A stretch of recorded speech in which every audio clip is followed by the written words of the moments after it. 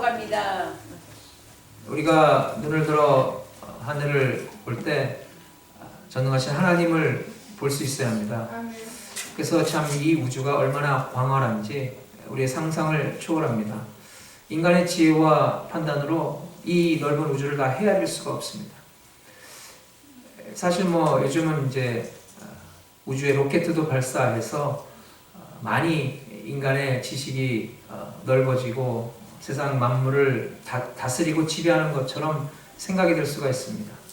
과거에 이제 옛날 사람들이 해와 달과 별들에 대해서 생각했던 것보다는 확실히 큰 진보를 이룬 것이 사실입니다. 그런데 여러분, 그 광활한 우주에 대해 알면 알수록 우리는 더 그 넓은 우주의 신비함과 그 광대함에 놀라게 됩니다. 그래서 우리는 어쩔 수 없이 겸손해지고 그 가운데 전능하신 하나님의 존재를 인정하지 않을 수가 없게 되는 것입니다. 다윗은 오늘 본문 1절로 2절에 이렇게 고백합니다. 땅과 거기 충만한 것과 세계와 그 가운데 사는 자들은 다 여호와의 것이로다. 여호와께서 그 터를 바다 위에 세우시며 강들 위에 건설하셨도다. 하나님의 창조에 대해서 말씀하고 있어요. 그러니까 온 세상 천지에는 하나님의 솜씨가 들어 있습니다. 그래서 여러분, 명품을 보면은 제작자가 자기 표시를 하지 않습니까? 하다못해 붓글씨를 써도 자기가 썼다는 표시로 도장을 찍습니다. 시편 19편의 다윗은 이런 노래를 합니다. 하늘이 하나님의 영광을 선포하고 궁창이 그의 손에 하신 일을 나타내는도다. 하나님의 창조는 인간의 건축 기술에 비할 바가 아닙니다. 그래서 세계의 터를 바다 위에 세우셨고 강 위에 건설하셨어요. 한참 전에 이제 TV에서 한국의 그 새만금 방조제를 건설하는 것을 본 적이 있는데 정말 이 바다 위의 만리장성처럼 정말 웅장하더라고요. 그래서 이 바다의 한 귀퉁이를 막고서 인간이 놀라운 역사를 이루었습니다. 그렇다면은 온 세상의 땅의 터를 닦으시고 그리고 육지와 이 바다를 나누신 하나님의 솜씨는 어떠합니까? 그래서 우리가 온 세상을 우리가 둘러볼 때 그곳 곳곳마다 이 하나님의 위대하신 솜씨와 하나님의 역사가 나타나 있는 것을 알 수가 있습니다. 그리고 또 중요한 것은 하나님께서 그렇게 만드신 온 세상 만물을 인간으로 하여금 관리하고 다스리도록 책임을 맡겨 주셨다는 거예요. 근데 오늘날 우리가 목격하는 현상은 때때로 인간의 그 지배를 자연히 거부하는 그런 현상으로 나타날 때가 많습니다. 마치 참 인간과 자연의 관계가 파국으로 치닫는 듯한 그런 관계의 갈등이 곳곳에서 나타나고 있는 것이 바로 우리가 살고 있는 현실이라는 거예요. 그래서 그 결과로 인간이 막대한 피해를 입고 재해를 입습니다. 홍수가 일어나고 가뭄이 일어나고 지진이 일어나고 화산이 폭발하고 쓰나미가 몰아닥치고 그런 여러 가지 재해를 통해서 참 우리가 살고 있는 이 땅이 그렇게 안전하지만은 않고 오히려 참 우리가 불안해하고 두려워하는 그런 땅이 되어가고 있는 것이 아닌가 생각하게 됩니다. 왜 그렇습니까? 왜 이런 이 땅이 더 이상 안전하지 못한 곳이 되어갑니까? 바로 이 땅이 하나님의 저주를 받았기 때문입니다. 그 아담의 원죄로 말미암아 이 땅도 저주를 받았어요. 그러니까 저주를 받으면 그 땅에 사는 인간도 그 삶이 곤고하게 되는 것입니다. 한 번은 예수님이 제자들과 함께 배를 타고 갈릴리 바다를 건너가고 계셨습니다. 예수님이 피곤해서 배 고물에 베개를 베고 주무셨어요. 근데 그때 갑자기 광풍이 휘몰아칩니다. 그러니까 광풍이 몰아닥치니까 막 풍랑이 거세게 일어나고 그 풍랑이 배를 때리고 배 안에 물이 들어왔어요. 그 지금 이제 자연이 작심을 하고 인간을 괴롭히고 있는 현장이라 할 수가 있어요. 그 배 안에 창조주께서 타고 계시는데 그분을 몰라보고 이 자연이 난동을 부리고 있는 거예요. 그러니까 제자들이 정말 무서워가지고 주무시는 예수님을 흔들어 깨웠어요. 예수님께서 일어나셔서 바로 그 거센 풍랑과 바람을 향해 꾸짖으시니까 거짓말과 같이 바다가 잠잠해지고 바람이 없어지더라는 것입니다. 본문 3절에 보면 여호와의 산에 오를 자 누구며 그의 거룩한 곳에 설 자가 누구인가. 여호와의 산은 저주받은 이 땅과는 대조되는 곳입니다. 마치 창조주가 꾸짖으니까 바람과 그 거센 풍랑이 잠잠해지는 것처럼 참 사자가 풀을 뜯어먹고 어린 양과 함께 뒹구는 그런 참으로 평온한 모습이 연상되는 그곳입니다. 하나님이 다스리는 곳에는 해함과 상함이 없다는 것. 다윗은 그 여호와의 산을 사모하고 있어요. 왜냐하면 다윗은 지금 그의 삶에서 매우 큰 고난을 당하고 있습니다. 원수들에게 쫓겨서 이리저리 도망치고 방황하는 그런 신세예요. 그의 영혼이 매우 피곤해 있습니다. 무엇보다도 안식이 필요한 거예요. 그렇다면 누가 여호와의 산에 오를 수가 있고 하나님의 거룩한 곳에 설 수가 있겠습니까? 오늘 보면 4절에 보면은 손이 깨끗하고 마음이 청결하고 뜻을 허탄한 곳에 두지 아니하고 거짓 맹세하지 않는 자라 그랬습니다. 우리 모두는 여호와의 산에 오르기를 소원합니다. 하나님이 무슨 울타리를 둘러서 사람들이 접근하지 못하게 막으시는 분이 아니에요. 하나님은 인류 모두가 하나님의 구원을 얻기를 원하십니다. 우리 모두가 여호와의 성산에 서서 천국의 복락을 누리기를 원하십니다. 그래서 오늘 이 말씀을 통해서 우리 모두가 다시 한번 믿음으로 충만해서 여호와의 성산에 올라 천국의 복락을 이 땅부터 누리는 귀한 성도의 삶이 되시기 바랍니다. 첫째로 깨끗한 손과 청결한 마음입니다. 이 여호와의 산에 오르기 위해서는 먼저 손이 깨끗하고 마음이 청결해야 합니다. 하나님의 거룩하심은 인간의 더러움을 용납하지 않으시기 때문이에요. 사실 저는 손으로 음식을 먹는 것을 별로 안 좋아합니다. 그런데 이 미국에서도 손으로 음식을 먹을 때가 많이 있어요. 샌드위치는 무슨 포크나 나이프를 사용하는 것이 아니라 손으로 집어서 먹어야 합니다. 네? 특별히 월남쌈은 손으로 둘둘 말아가지고 먹어야 하는 거예요. 근데 여러분 저 아프리카에 가면은 많은 식당에서 아예 포크하고 나이프를 주지 않는다고 합니다. 그러니까 손으로 음식을 먹는 것에 익숙해 있는 거예요. 그 대신에 웨이터가 주전자에다 물을 가득 담아가지고 와서 먼저 음식을 먹기 전에 손님이 그 물에 손을 씻도록 합니다. 그러니까 손으로 음식을 먹는 문화가 발달된 곳에는 이 손을 청결하게 유지하는 것이 정말 중요합니다. 특별히 여러분 아랍에 가면은 그곳에서도 이 손을 많이 사용하는데 근데 그곳에는 오른손과 왼손이 사용하는 길이 다르다는 거예요. 분명히 구별돼서 사용하는 거예요. 예? 오른손은 음식을 먹을 때 사용하고 왼손은 다른 데 사용하는 데가 있어요. 근데 이게 몰라가지고 헷갈리고 왔다 갔다 하면 정말 큰일 난다고 합니다. 근데 오늘 본문에서는 음식을 먹을 때 쓰는 손이 아니라 바로 우리 행실을 나타냅니다. 그래서 성경에도 보면은 빌라도가 유대인들의 요구로 어쩔 수 없이 예수님에 대해서 사형 판결을 내리고 나서 그가 뭐 했습니까? 그의 손을 씻었어요. 왜냐하면 나는 죄가 없다, 나는 잘못이 없다는 그런 의미로 깨끗이 손을 씻었어요. 나는 손에 피를 묻히지 않았다는 그런 의미입니다. 근데 그런다고 해서 그의 예수님을 못 박은 책임이 면제되는 것은 아니지만은 어쨌든 손을 깨끗이 한다는 그 말의 뜻을 잘 나타내는 에피소드를 할 수가 있습니다. 마음이 청결하다는 것도 결국 같은 내용이에요. 왜냐하면은 우리의 행실은 결국 마음에 결정하는 것에서부터 시작되기 때문에 그 마음에 결정한 것을 우리 손으로 시행하게 되어 있습니다. 예수님이 산상수훈에서 마음이 청결한 자는 하나님을 볼 것이라 그랬어요. 오늘 본문에 마음이 청결한 자가 여호와의 성산에 오른다는 말씀과 일맥상통합니다. 이런 유명한 이야기가 있어요. 프랑스에서 있었던 일입니다.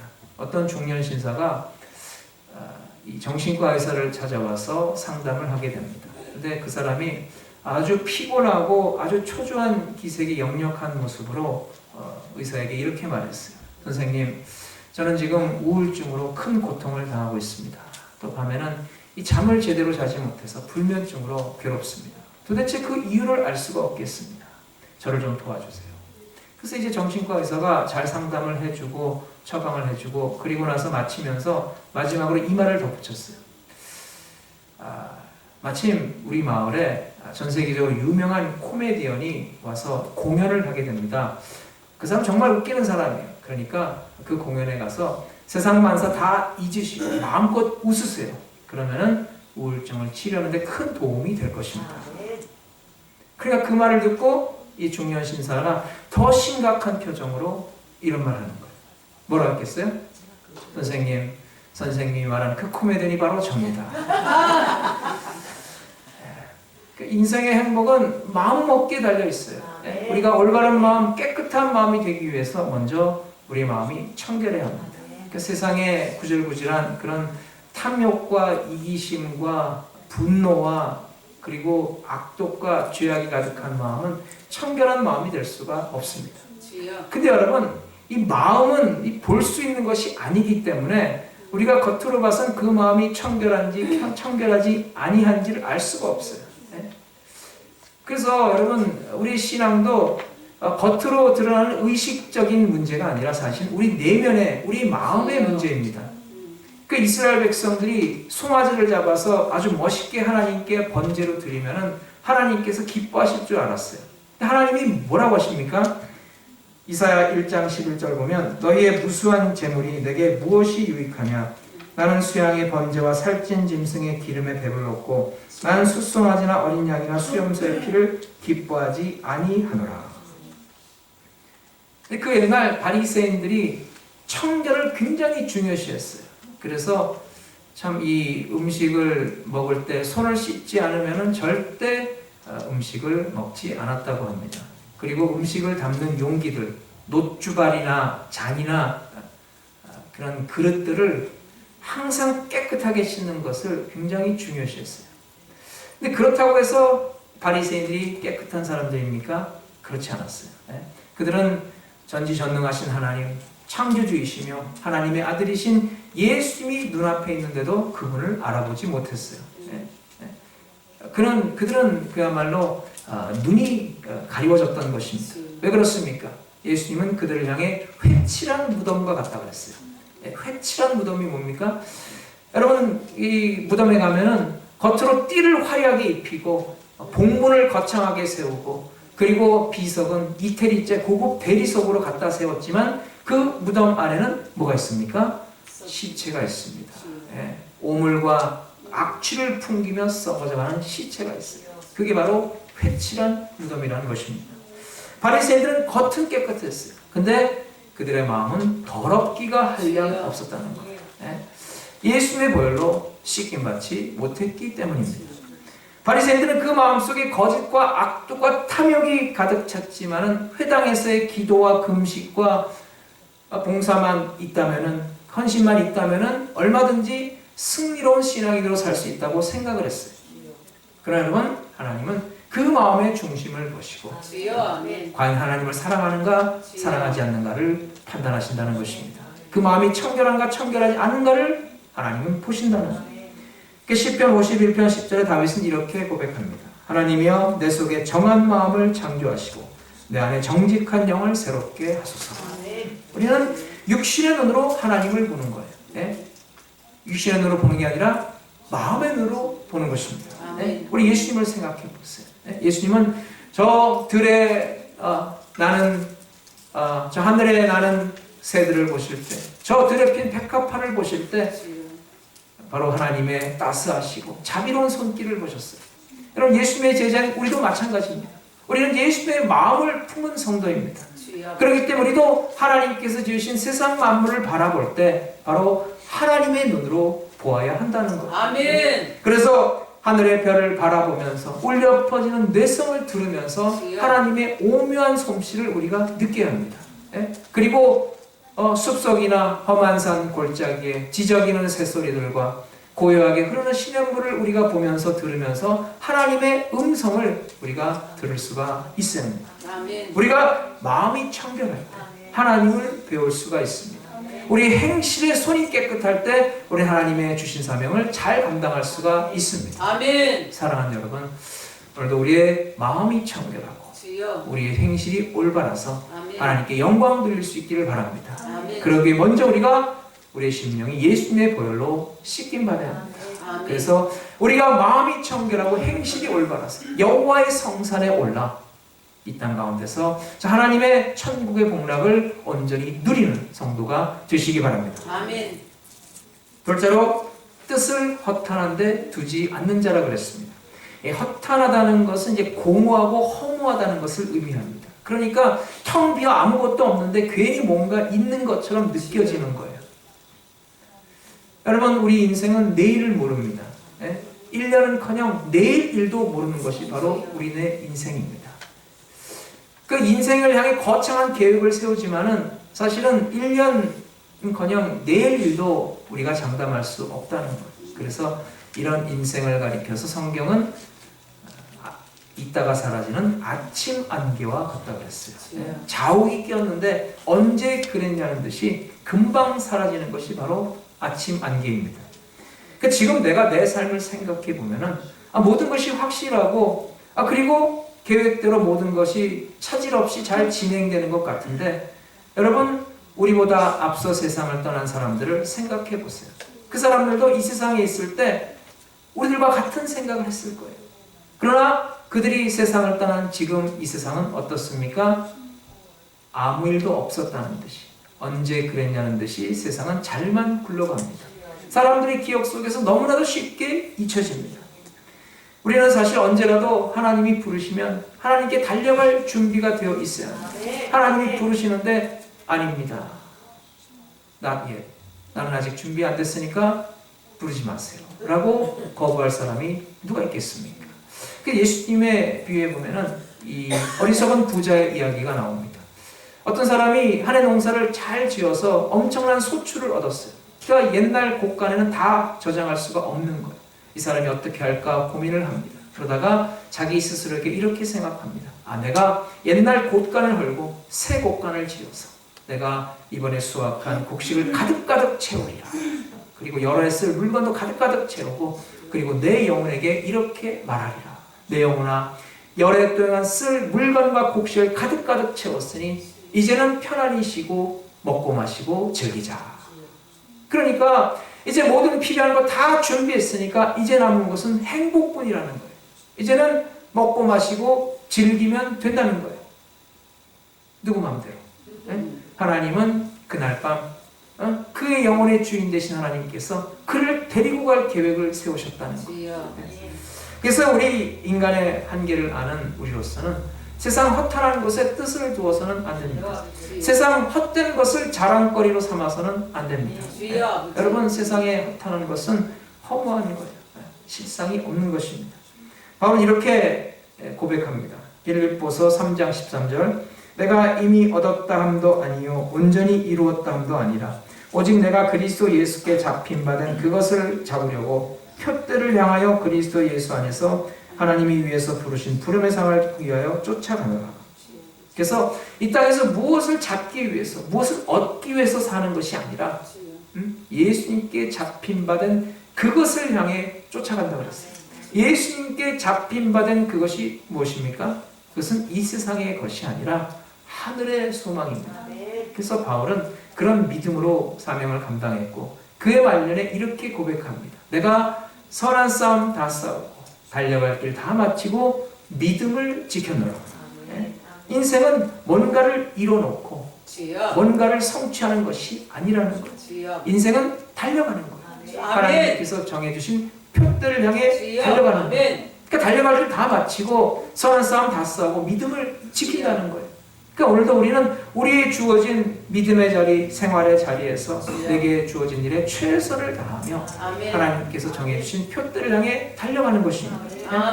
여러분, 하나님은 우리 모두가 구원받기를 원하십니다. 그래서 독생자를 우리 모두에게 보내주셨어요. 그리고 우리가 예수님을 믿음으로 말미암아 구원을 얻었습니다. 구원을 얻은 자에게 하나님은 영생을 보장하셨어요. 여러분, 하나님 나라는 지극히 영광스러운 곳입니다.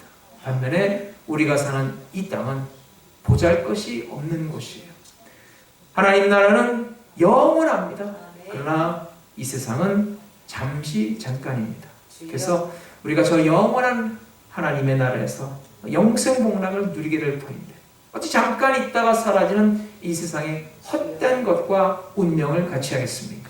우리가 저 영원한 하늘나라의 하나님의 백성으로서 오늘도 이 세상 헛된 것에 뜻을 두지 말고 주여. 믿음의 주 온전케 하신 예수님을 바라보며 주여. 영원한 하늘나라를 사모하며 살아가는 성도가 되시기 바랍니다. 아멘. 내게 주어진 그곳에서 주여. 주님 나라를 위해 오늘도 달려가는 것입니다. 그게 아멘. 바로 믿음의 삶입니다.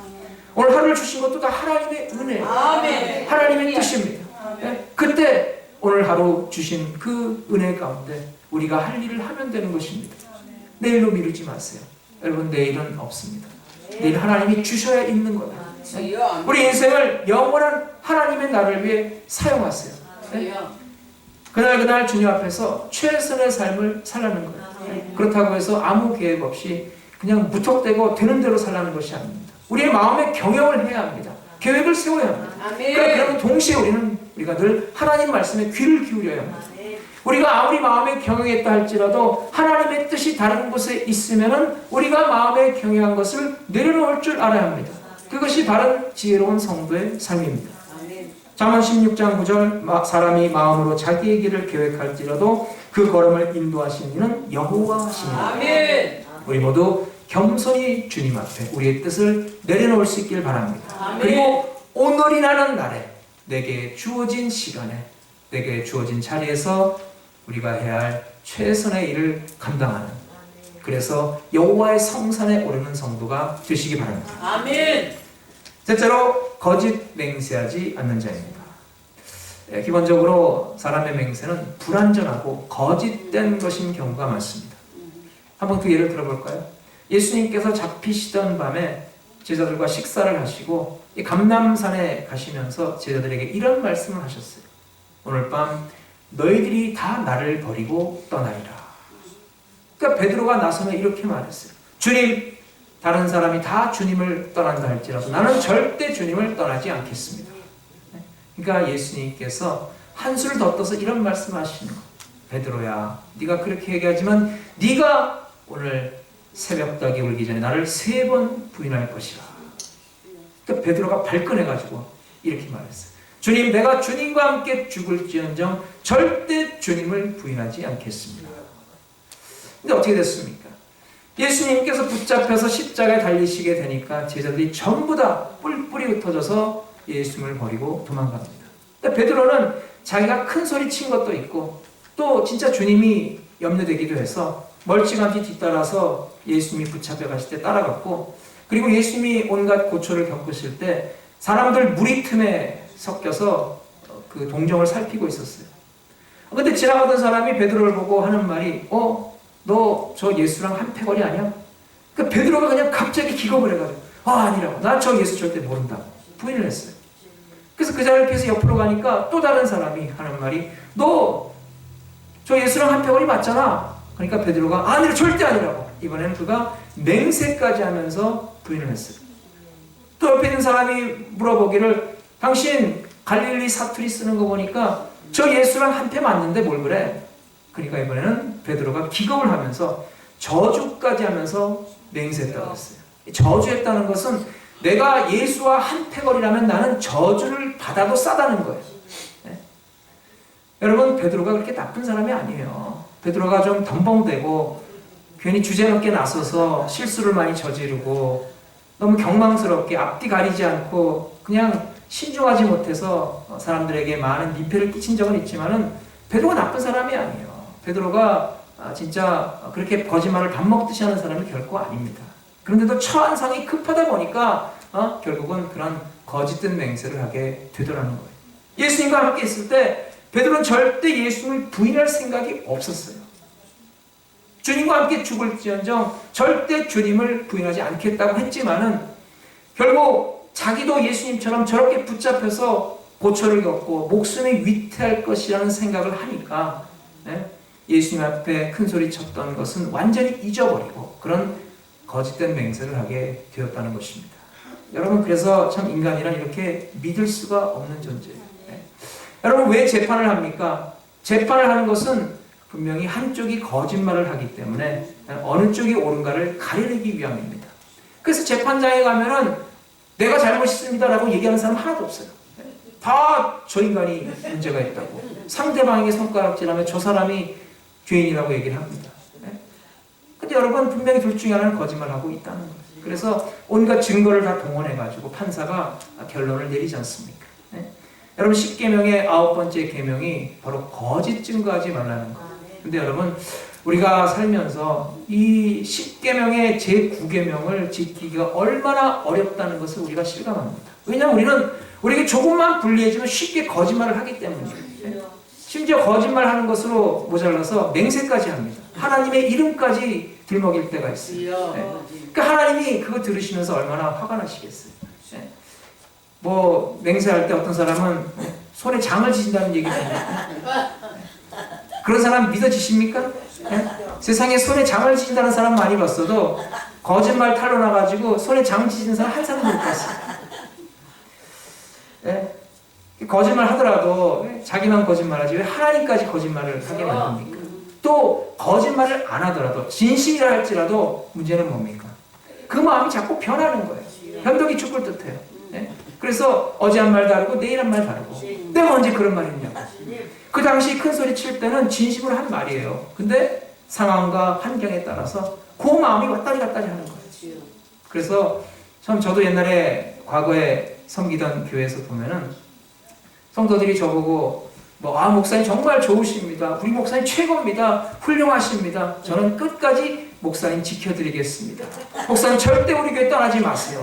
라고 큰 소리 친 사람이 문제가 생기면 제일 먼저 교회를 떠나더라고요. 그래서 내가 사람의 말은 절대 안 믿기로 했어요. 특별히 큰 소리 치는 사람, 장담하는 사람, 그런 사람 말을 더 안 믿습니다. 여러분, 우리가 그리스도인으로서 정직하고 우리의 말에 책임질 줄 알아야 합니다. 우리가 약속한 것, 사소한 약속이라도 그것을 지키는 성도가 되어야 합니다. 그럴 때 우리가 세상 사람들로부터 인정받는 것, 정말 그리스도인들은 신실하고 정직하구나. 그럴 때 하나님께 영광이 돌려지게 되는 줄로 믿습니다. 이런 이야기가 있어요. 늦은 저녁입니다. 이제 어떤 아주머니가 이제 소고기를 사기 위해서 정육점을 들렀어요. 근데 이제 그 정육점 주인이 하루 일과를 다 마치고 이제 문을 막 닫으려는 순간에 그 모습을 보면서 아주머니가 이렇게 말했어요. 저 아저씨 늦어서 죄송합니다만은 소고기가 필요한데 좀 살 수 있을까요? 그래서 그 정육점 주인이 냉장고 가서 열으니까 마침 다 팔고 마지막 한 덩어리의 소고기가 있는 거예요. 그걸 가지고 와서 이제 아주머니 보는 앞에서 저울 위에 올려놨어요. 2파운드가 나왔어요. 근데 그것을 이제 달라 그래서 그걸 싸갖고 가다가 이 아주머니가 가만히 생각해 보니까 이거 좀 작으니까 좀 더 큰 소고기를 달라고 그렇게 얘기를 하는 거예요. 그러니까 알았다고 하면서 이 정육점 주인이 그 소고기를 들고서 냉장고로 가서 냉장고를 열었어요. 그리고 그 소고기를 집어넣는 척하면서 다른 소고기를 꺼내는 척하면서 똑같은 소고기를 다시 꺼냈어요. 왜냐하면 어차피 냉장고에는 그 소고기 하나밖에 없기 때문에. 그래서 똑같은 소고기를 가지고 와서 이 아주머니 보는 앞에서 다시 저울에 달았는데 이번에는 3파운드예요. 아까는 2파운드였는데 같은 소고기 이제 3파운드예요. 왜냐하면 저울에 달을 때 이 정육점 주인이 고기 뒤쪽으로 엄지손가락 꾹 저울에 눌렀기 때문이에요. 그래서 아주머니가 좋다고 그걸 달라 그래서 그걸 받아가지고 가다가 이 아주머니가 다시 무슨 생각을 하든지 뒤를 돌아서서 이 정육점 주인에게 이렇게 말하는 거예요. 저 아저씨 아무리 생각해도 이것도 모자란 것 같으니까 아까 먼저 단 소고기까지 같이 주세요. 그래서 이 거짓말이 탄로날 때는 그만큼 대가를 치르게 되어 있습니다. 근데 여러분 정직한 사람은 두려울 게 없어요. 뭐 속인 게 없으니까 겁나는 게 없는 거예요. 그러니까 정직하게 산다는 것이 얼마나 복된 일인지 모릅니다. 거짓말하는 사람, 비리가 있는 사람 항상 두려워요. 언제 탄로날까? 언제 자기의 그 추악한 모습이 드러날까? 두려워하는 것입니다. 여러분 세상 사람들이 거짓말을 너무나 쉽게 생각합니다. 밥 먹듯이 거짓말을 하며 다른 사람을 헐뜯고 다른 사람을 깔아뭉개야만 자기가 올라가는 것이 이 세상의 이치예요. 자기가 올라가기 위해서 다른 사람을 짓밟아야만이 출세하는 것이 바로 이 세상의 원리입니다. 그래서 여러분 성경에는 이 거짓말하는 자들은 천국에 갈 수 없다라는 말씀까지 나와요. 왜 서기관과 바리새인의 의로선 천국에 갈 수 없습니까? 왜냐하면 그들은 거짓되었기 때문에, 그들은 외식하기 때문에, 자기들만 거짓된 것이 아니라 또한 백성들에게 거짓되게 가르쳤기 때문에, 그들은 결코 그들의 의로선 천국에 갈 수 없다고 말씀하고 있습니다. 그러나 우리는 하나님의 자녀들입니다. 그럼 하나님은 신실하세요. 하나님은 거짓이 없으세요. 또 예수님은 길이요 진리요 생명이 되십니다. 우리는 그 진리 대신 예수님을 따라가기 때문에 아멘. 우리가 그 예수님의 제자로서 진실되게 정직하게 아멘. 성실하게 아멘. 살아가는 성도가 되시기 바랍니다. 아멘. 사랑하는 여러분, 여호와의 산에 오르시길 원하십니까? 주님. 여러분, 마음이 청결하고 아멘. 행실이 올바르시길 바랍니다. 아멘.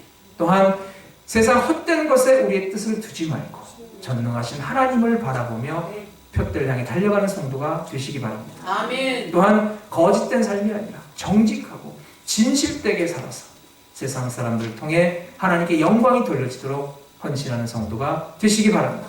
그래서 우리 모두 여호와의 산에 올라서 이 땅에서부터 영원까지 천국의 복락의 삶을 사는 우리 모두가 되시길 주의 이름으로 축원합니다. 아멘. 하나님 은혜와 사랑